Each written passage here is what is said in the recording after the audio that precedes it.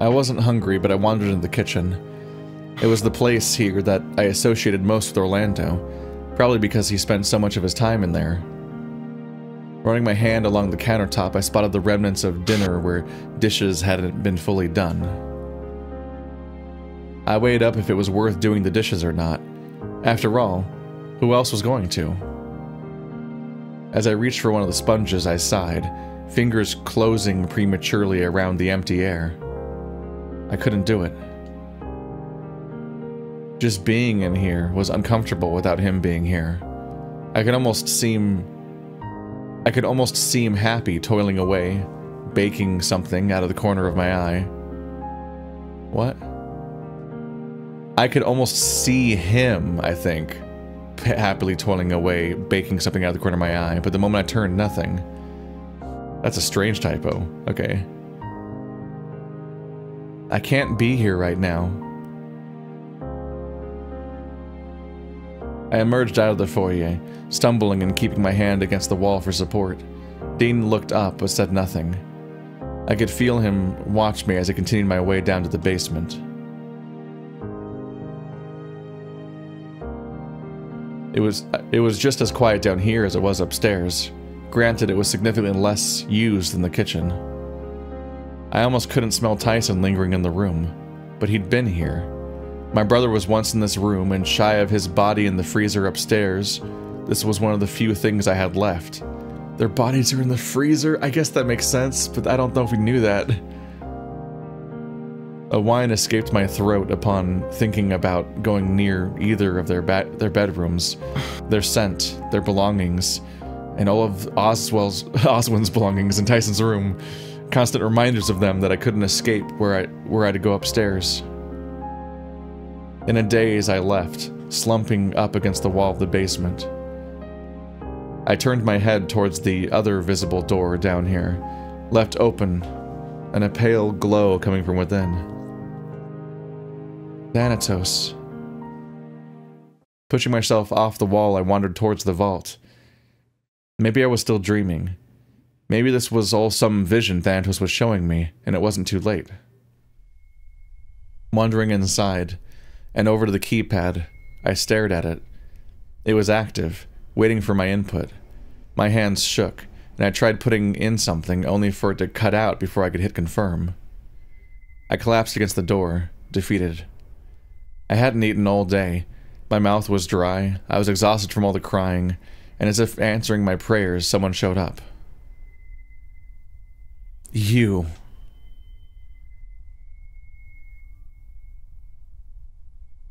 What are you doing? I'm done. I give up.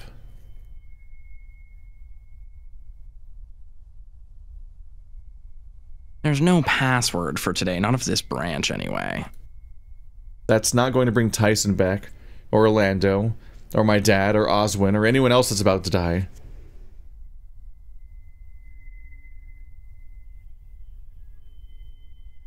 Bit defeatist, but true.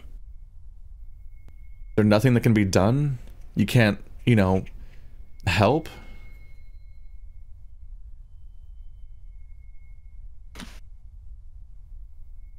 Unless you want unconsciousness, nothing I can do. I laughed, too tired to cry, too drained to shed tears, and flashed him the weakest smile I could manage. Sure. You're not gonna like this, but alright. He wandered a few steps closer to be standing in the middle of the room. Sweet dreams. A stabbing pain hit me hard and fast, starting in my head and traveling down my spine. Before it hit my shoulders, I was already unconscious. It was just like the night before, Thanatos knocking me out with something, and I realized that what he'd meant with the last thing he said. I was going to be unconscious, but I wasn't going to be happy. Path G. Letter change probably back at the choice. I could feel myself swimming in my head. My arms felt like lead. Whatever Thanatos had done to me was still working its way through my body. I could feel it in my hands and fingers, my feet and my toes, even to the tip of my tail. As I opened my eyes, I couldn't place where I was or why I was there. All I knew was that my body was sore, and there was a vague recollection of something being wrong. My throat felt like it was on fire, my body tingling with a numb memory of pain. An IV was connected to my arm, various other parts of me bandaged up. It hurt to talk, but the sound I made alerted the only other person in the room, seemed to have been dozing in the chair next to the bed.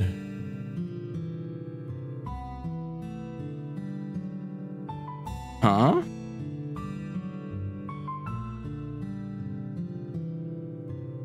Oh. Oh.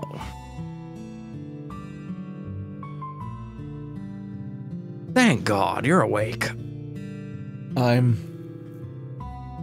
was able to get more out, but all it did was make me want to cough. Not that I did, as the pain that came from my throat made my word turn into a garbled shriek of pain. Easy now, buddy. You're all right. Let me get you to the doctor. He leaned over and kissed me on the forehead before rushing out. I could have sworn I saw tears in his eyes, along with almost slipping as he took the turn out of the room a little too fast. My fingers felt heavy, but I tried to flex them all the same. I couldn't place where I was or what was happening. Was I still asleep? There was some vague recollection of something that had happened, but looking around, the room told me nothing. As I began to piece together what was going on, something occurred to me. I was looking through these eyes, but my thoughts felt disjointed, as if I wasn't in complete control over what I was doing. When Dad came in, I knew I must have been dreaming. Oswin was there, alive. Without a word, he wandered over and began touching and examining parts of me that were exposed above the bed, checking the clipboard attached and nodding slowly. It's good, right? That he's awake? Were you Oswin? 1,000,000 years ago? No, I think you were. Mr. Holloway, your son is alive, and while needing time to recover, I would say that it's a good thing. I turned to look at Oswin, opening my mouth to speak. What's the matter, Dave? Looking to Dad, he didn't seem to notice anything amiss. Why would he? He was meant to be dead, too. I'd avoid talking if I could. You need to rest. Hey, Doc, when can we take him home? Now that he's unconscious, I dare say a few days pending nothing comes back abnormal. Though he'll need bed rest and probably a carer for the near future.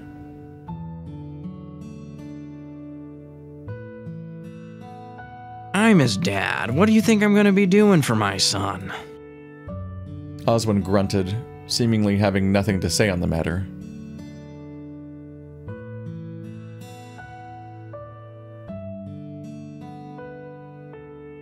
Did Carol say anything? Dr. Holloway did not. Should I go fetch her? I heard Dad growling. He seemed tense and his fists were balled up though his voice was a lot calmer than how he looked.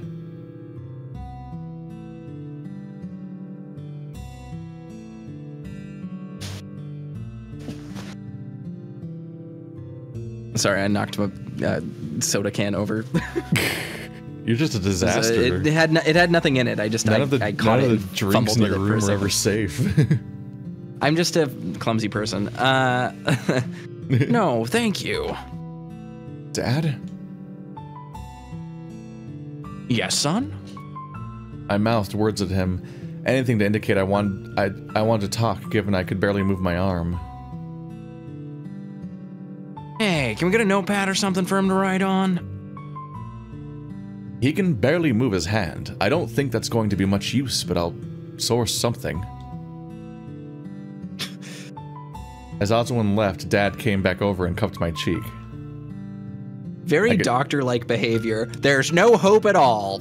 Yeah. I'm trying to parse whether this is just a nonsense dream of the people that are dead again, or if it's a prequel scene that Dave has forgotten where he met Oswin already back when everyone was alive, because that would potentially hint at why the experiment happened or why he's involved.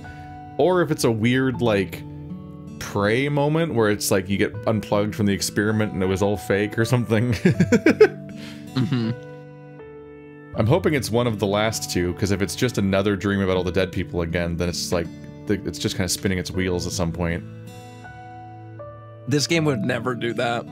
Well, it's just like, I'm begging, you know, you always want, like, we've discussed this, like, the point of bad ends in this genre is to reveal things that they then don't necessarily have to fully commit to people knowing for a while, but you can have like a bunch of intrigue and reveals in these moments in the bad endings as everything's kind of going to shit. But I also kind of expect it to hurtle towards credits relatively quickly and then send us back on track, so I'm also just like, oh wow, how much is there here? Hope they make it worth it. This is not gonna land for like any of our audience, but like my favorite season of The Sopranos is the weird, like, dreamy season. So I like weird dream sequence surrealism, warping through time and space stuff.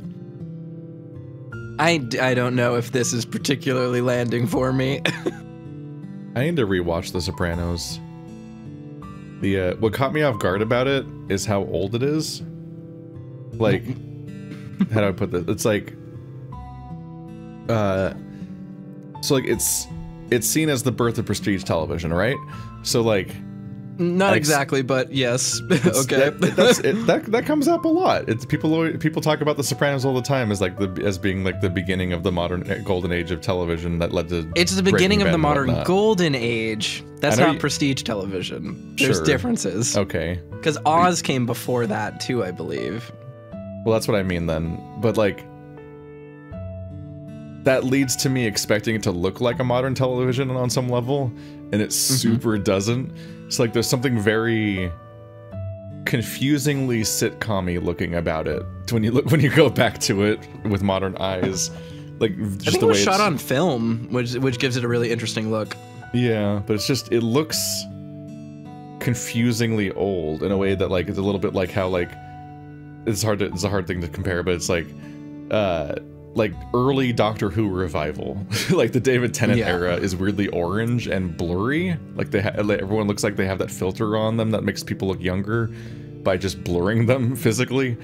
And then like the filming just took a noticeable jump up during the Matt Smith era. The moment its premiere happened, it looked like a different show. Not the least of it, which being its colder temperature, but also like it had like things were sharper and things looked better. And holy shit, the new specials look so nice. I'm talking about filming like it's graphics, but like there is like a weird, there is an era to which a way to which like somewhat less than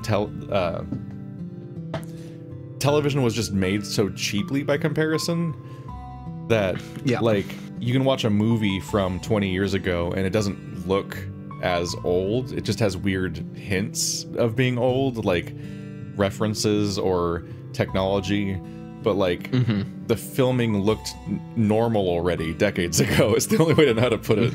And in a weird way, TV didn't at all. So you go back for a really like long time, you go back like only 15 years and TV looks weirdly dated in a strange super budget sort of way. And it did make me bounce off of The Sopranos a little bit when I was revisiting it, where I'm like, huh, this isn't. I kind of thought that jumping in to revisit The Sopranos would feel a little bit more like checking out Breaking Bad again, and like and funnily enough, it kind of really isn't like that at all. It is. Like, I feel like a lot of people also go back to Breaking Bad and are like, this looks a lot worse than I remember it looking, which is interesting. So good. It is really good. Like I do not. I have no dissonance with Breaking Bad. I'm immediately like, yep, this is what TV there are is like.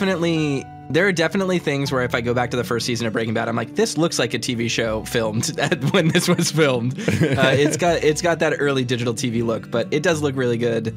I mean, it's a good show, but The Sopranos, I think, is an excellent show. Everyone in this audience should watch it. And again, they have Sopranos space to revisit it, but I kind of bounced off at the time, and then now I'm watching Twin Peaks. Creamed corn.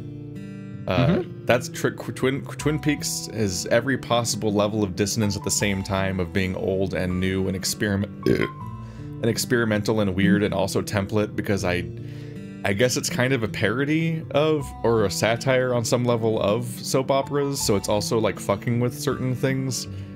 So it's like such a weird mix of like intentionally dated and unintentionally dated, and also weirdly bizarre and like extremely modern in certain ways. It's a very strange thing to sit through. It's a good show. That one's the birth. That's the show that people generally credit as being the birth of prestige television. Yeah, because it was one of the first TV shows to be built with a prestige budget. But yeah, Twin Peaks, great show, wild show. Anyway, this is my way of hinting at what I pretty much just meant to be is like, I have no idea what the dream part of Sopranos means, because I watched Sopranos once when it was brand new and then never again. Back when we used to have to rent DVDs from Blockbuster in the correct order to get through Sex and the City and Sopranos. And so I pretty much just know it as the show where that one guy gets garroted by a piano wire in a parking lot or something, and then I remember the ending. And that's all that's left. Well, no, I remember the therapy. I remember actually my primary thing I associate with the entirety of The Sopranos is just a series of therapy sessions. Just tons of therapy. Just Tony being a piece of shit, and this therapist having infinite patience, and I think a dream about his teeth falling out, because of course. Yay. Sopranos good. Good show. People should watch it. Yeah. Join me on our weekly watch-along podcast that'll be running for the next 4 years.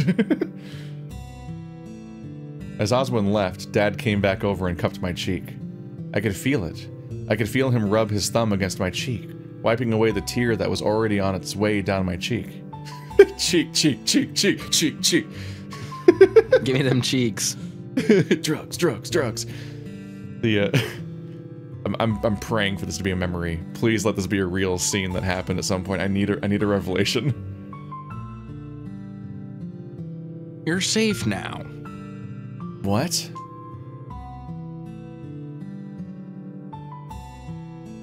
You're safe now, Dave. It's all right. We'll be able to take you home soon, and that might make you feel comfortable, huh? I shook my head.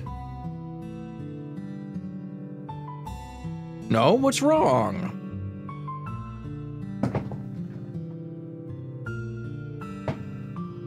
All right. Do you remember what happened? I found myself shaking my head again without realizing it. I'd just fallen asleep, didn't I? He was about to start telling me about what happened at the mansion. I already knew about that. Oh, dear. Spare clipboard, paper, and marker. Enjoy. Sure. As he turned to so that's really funny. As he turned to leave, Dad had put a hand on his shoulder. He doesn't remember what happened. That's normal.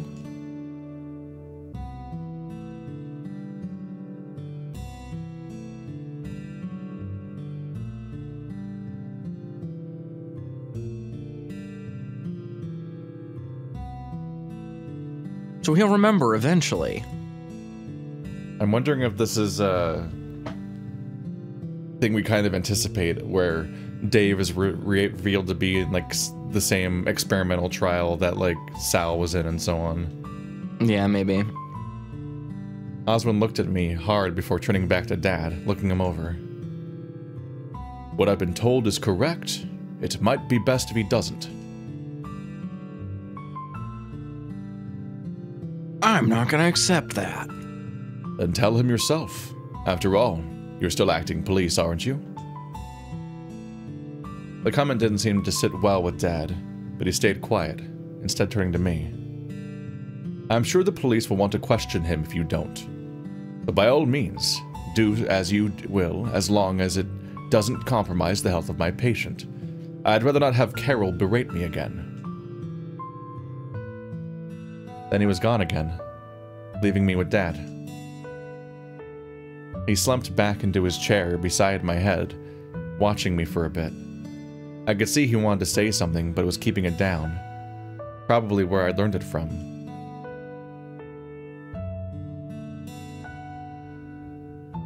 Are you okay? Yeah. Nodding again, he ran his hands through his fur. I was just enjoying watching him, wondering still where this dream was taking me before I felt another word coming up from my throat. Ty? There it was. Of course my brain was going to bring him up of all people. I started to squirm under my own skin despite being motionless in the hospital bed. Do you really not remember anything? I wanted to say no and dismiss it all as just a dream, but my mouth had other ideas. A more hurried, if pained, repeating of the same name. We gave up on the notepad immediately. Dave. Where's Tyson? Tyson, he's, Already I was crying, but I was confused as to what this meant. Tyson was dead, shot by Benson, but something deep in me, deep down, almost seemed to not know. Dad took my hand and gave it a gentle squeeze. I yelped, a little in pain, and he backed off, only to gently place his hand atop mine instead. He didn't make it. Okay, well there goes the idea that that scene was in the past. Unless... Or it was a different branch in the past. Unless there's a different timeline where Dave was like in a car crash or something? Yeah. Like, we don't currently know of any past moment where Tyson could have died, I don't think. Yeah, I can't really piece it together. Everything went to black suddenly. I felt like I was swimming again, dropping down somewhere new a few seconds later. Frowning, I focused in on the grave I was standing in front of. Tyson Holloway. Changed his name. Dad stood from kneeling next to the grave and looked at me. I felt hollow, or maybe numb. Almost like a blanket was covering me, but instead of asking what was going on like I wanted to, I just silently stared.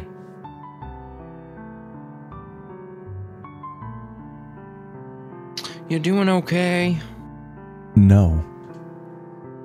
Again, I just stood perfectly still, and Dave seemed to nod in understanding. Dad stood, yeah.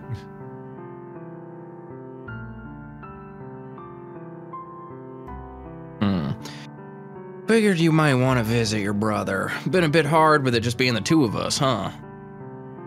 What did he mean? Dad wasn't fond of wearing his wedding ring normally because he kept leaving it places. Mom didn't wear hers a lot because of work, so seeing them without it was normal, but saying it was just the two of us felt off. Dad? His eyes lit up as I spoke, as if hanging on my every word. What is it, son? Without thinking, I tried to ask him what was going on and what he meant.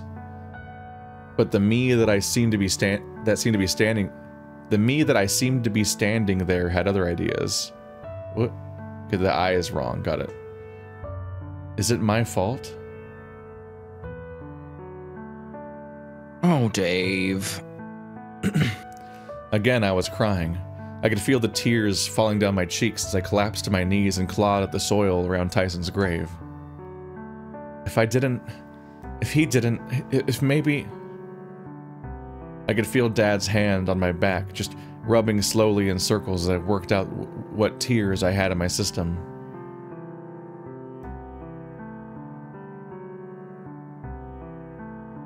It's not your fault. It wasn't his either.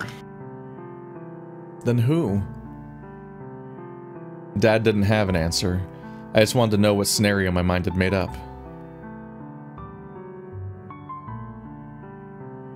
I don't know. He pulled me into a hug and rested his head atop of mine as I continued to cry, clutching to his shirt. I just really don't know. He took me home, and I was sobbing for the first half of the trip in the car, exhausted by the time we got home. Once the car was parked, I just sat there until my dad came around and helped me out of the car. Then inside, where he eased me down onto the sofa. Watching as he wandered into the kitchen, I could hear the coffee machine going. The office machine? I mean, I guess, kind of. Various things around the room seemed missing. Notably Mom's things. Photos of the family were missing too. Just the things that were of Dad, me, or just the two of us. Pulling out my phone, I looked through my contacts, tapping on Tyson's. I started calling it. Holding it to my ear, I could feel myself hope he'd pick up, but it went to voicemail. Hey, not here. Leave a message. Then the beep. I expected more crying, but instead we scrolled to the next contact and hit dial.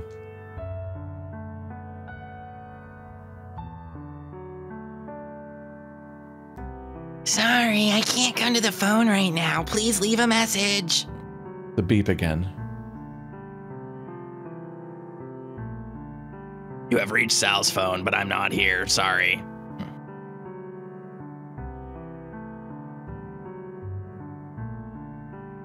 Hey, one of the rare times you must have missed me, so try back later maybe, or shoot me a message if it's urgent. Hi. Can't answer the phone now. Leave a message though. Hello, this is Dean. Feel free to leave a message and I'll call you back when I can. Every time there was a beep, every time I could feel it in my chest, that sinking feeling that I was doing this just to hear their voices.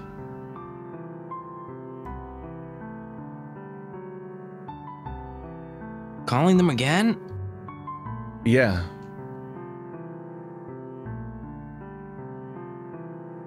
I'm sorry. They're not coming back. I wonder if this is the Dave leaves ending or something? Because that's when they all disappear. Except he was injured, Yeah, I don't know. which didn't happen then. Yeah, and his dad was dead, so I don't know. Yeah, his dad was still dead then. I don't know when or where this is. Probably Dad's just some other long, weird timeline. Who knows? I mean, I hope it's canon in some way, because otherwise this kind of feels like a waste. Because just Yeah. establishing that Dave doesn't want to lose his friends otherwise, if it's just a purely emotional hallucination, and we know that doesn't need to be reinforced. Dad sat down a mug of coffee, but his stomach churned at the thought of it.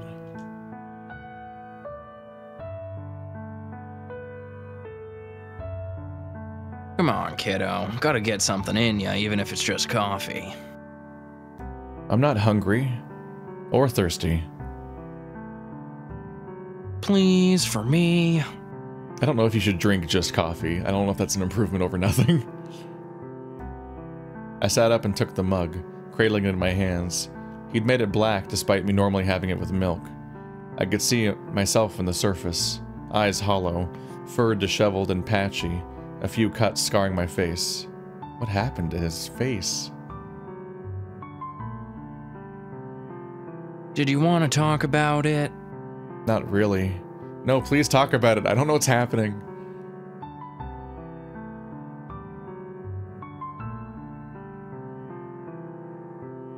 Did you want to ask me anything? Everything inside me screamed yes. I was confused and felt like I just watched something play out. Why was Oswin there? What happened to the rest of my friends? It didn't make sense. I heard the doorbell but didn't react to it. Dad did, however, getting up. Oh, howdy. Okay. Who's green? I have no idea. Is it Dragon Mafia? I What other don't characters know. it could exist? I can't do another gruff voice. I can't. I've done all of them. I've done all of my gruff voices. Sorry to bother you, but I was just wondering. I could hear a conversation happening between Dad and someone at the door. Someone familiar with from the tone of voice, but I couldn't place where. How is he, by the way?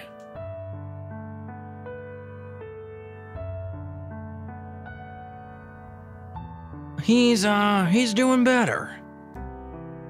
That's a relief. Poor thing. How about you? Me? I'm It's fine. gonna turn out to be his mom. We're gonna give his mom a husky voice. I'd be upset if he was like, I can't place this voice, and it's his mom. Sure, okay. Dad wandered away from the door, heading to the kitchen. He seemed a combination of stunned and confused, but went and retrieved what appeared to be 2 eggs before returning to the door.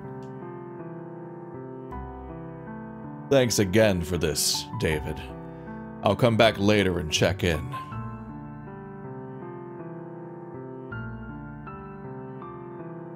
Sure. See you later, Flo. Oh, it's Florencia, so it's Roswell's mom, maybe? Did we know that? No, it's Oswin's sister. That's what it is. Oswin's sister, yeah, Florencia.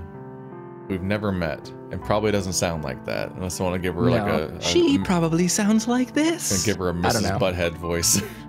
Sure, yeah. Or she's one of the smoking ants from The Simpsons. There's no in between. He closed the door and wandered back into the living room to sit in the space beside me. You wanted eggs?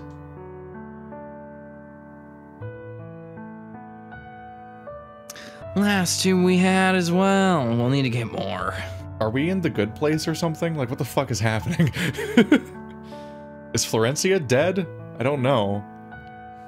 Yeah, I guess.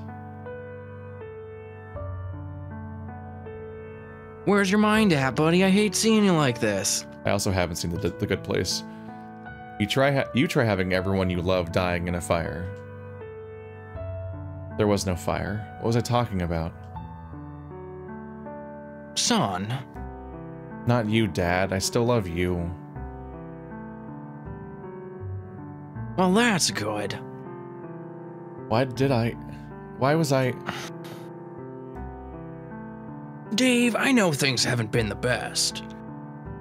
I barked at him, although the me that seemed to have control was a lot more aggressive in how he delivered the same words.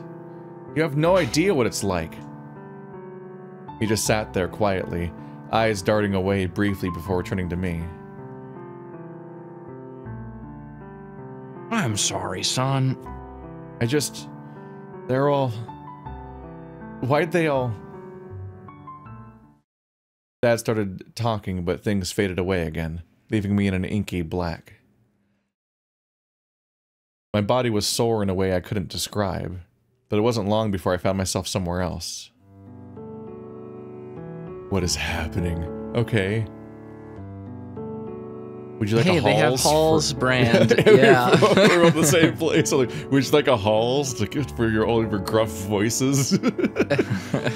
Cure. Not only have I not seen The Good Place, I haven't seen a single show made by that dude. Like all of those like middle management company style, like sort of. I think because they do Parks and Rec and The Office. I've never. You're seen talking any about of these. Michael Schur? Yeah. He did Brooklyn Nine-Nine, Good Place, Parks and Rec, The Office, a bunch of Yeah. other stuff. Never seen a single one of these shows. Not even one episode. You should watch literally all of them. The Office is okay, but the rest of them are really good. But you should definitely watch The Good Place. The Good Place is a really good That's show. definitely the one I'm most interested in. The other ones you've listed. The what does it say? Antarctica beer. They got little pengies. And Skull. Yeah. So Skull, feral penguins exist in this universe, and feral horses going by the top of the screen up there. And feral humans, if the pool is anything to go by. The scariest thing of all. Just wild animals out there. Have you seen Dumpster Fire? The animation? I don't think so. It upsettingly features a feral human as a pet for the furries, like on a leash as like a dog. It's just a fucked up little like cherub-shaped naked man, just crawling and growling. It's so I looked upsetting. up Dumpster Fire the animation and got a YouTube channel dedicated to Sonic. So probably not that.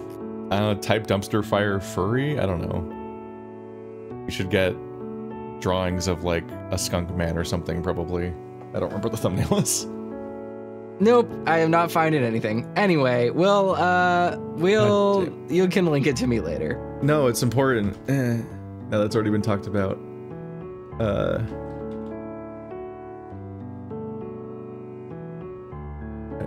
This episode's on pause. Dumpster Fire by Jazz Light. There we go. Jazlyte. There we go. Figured it out. I'm very smart. It was my first result for Dumpster Fire furry animation, but that's the magic of algorithms and personalized responses. Oh, it's like an animatic. Gotcha. Yeah, that's a good one. This is not what I was looking for. It's neat though. Anyway, I knew the place I ended up.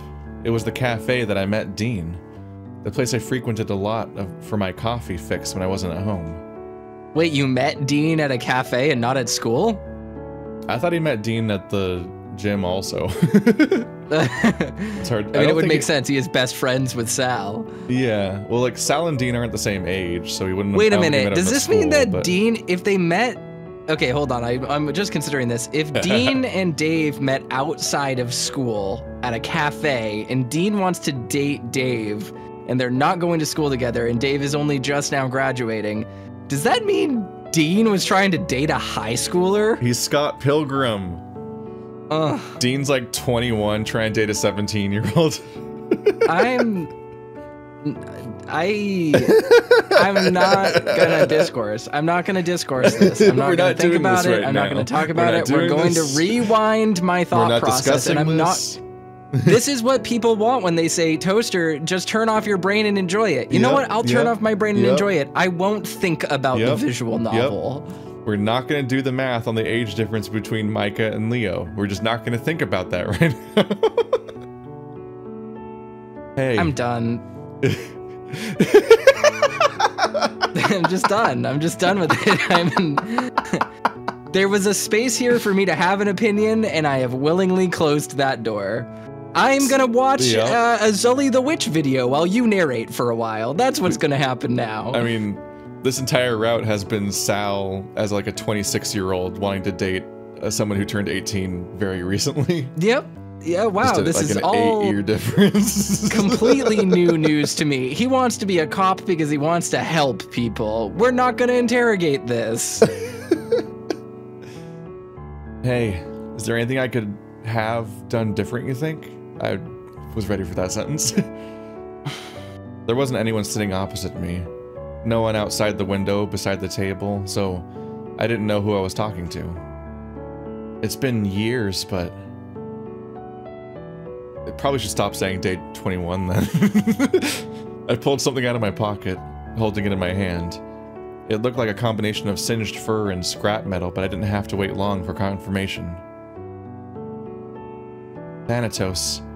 Was this really what you wanted to happen? Thanatos exploded! Okay, so this is after Thanatos, but Dave's alive. David is alive? I don't understand. I want to know. I thought I would find you here. What do you want? He sat down, looking me over. I'm here because your father asked me to check up on you. Well, he asked your mother, but she felt that I was better suited to assisting. I think our mom sucks. Just like in general. Probably. She's like delegating the effort of like comforting her son. To be fair, if I was married to a cop and had a fail son as bad as Dave, I also would be a bad parent. So go away. I don't need help. Don't worry, everyone. Toaster and I are never going to have kids. I didn't mean to imply together. I just meant in general, neither of us. Don't worry about it. No, the perfect timeline is that I go back in time to prevent Dave from ever being born. The only kids he'll ever have are the upsetting children that he abducts in Baldur's Gate. Yep, my Gith child. My Gith child is my one true heir. Cross-brand promotion. With how you're clutching what remains of Thanatos, I hardly believe that. This is my adult voice for the only adult I play. Holding his hand out, I passed him the remains of the animatronic rat and looked it over. A pity, but perhaps repairable. Though the back-end system is dormant, it'd be no different than just a toy. Do whatever you want. May I ask you something? Sure, I can't stop you. Did you want help? Truthfully, I'm not about to waste my time trying to save someone intent on drowning themselves, and if you've made your decision already, I'd rather leave and be done with it. I grumbled but said nothing. My ears went back immediately and the rest of my body tensed up. Alright, then let me start by saying that I don't know what happened on the mountain. Not specifically, anyway. Again, I grumbled, but he seemed to continue as if choosing to ignore me. I have my hunches, but nothing set in stone. Stop. I brought my hand down on the table, hard. I don't want to hear it. You weren't there, but I was. What happened was some bad people wanted us dead and torched the place, and I was the only one that made it out alive. He raised an eyebrow, seemingly unbothered by how I'd cut in. Why are you even practicing medicine? Who even allowed that? What twisted god allows a guy to kill a bunch of kids and then let him keep treating people? The cafe was silent, and I stood up. I am sorry to inform Dave, but that unfortunately does in fact happen. In fact, that was the history of medicine in many ways. I've got horrible news. Not just kids either. Just like horrible human experimentation was not even just a thing that happened. It was in fact the norm for many years. Way closer to modern times than you expect, Dave. Yeah. I will say that I'm currently the most intrigued by this game that I've been in a long time, but that's going to hinge very severely on the answer of what's happening, because you can definitely ruin this. Yeah. Exactly what the fuck is happening could be deeply disappointing. I need to know how this is a timeline where Dave's dad is alive, and if that's something that we need to strive towards. And Oz wasn't on the mountain? Yeah, like I don't understand that. If it's gonna break those rules of like what we have the ability to influence and stuff, then it's like, I'm just a little bit baffled. I'm a little bit checked out. But I mean, but it's also just way too long with too much plot to be another like Dave's being emotional and here's his dream about his emotions dream. Yeah, because this is not like David versus Jack in the shed or the various other moments where we've just overtly realized that Dave isn't real. That David isn't real. But what the fuck? Yeah. What fucked up god chooses me to live instead of any of the great people I was friends with? Dave's about to become a Reddit atheist. They chose Dave, not a god. Don't you dare. Oswin stood up, placing what remained of Thanatos in his pocket. You can either live a full life of regret. You can either live a life full of regret, as you have been this past few years, slowly eating away at you, or try to rebuild. He placed a hand on his chest, briefly, before putting that hand back on his pocket. What option did I have after losing my family to that fire?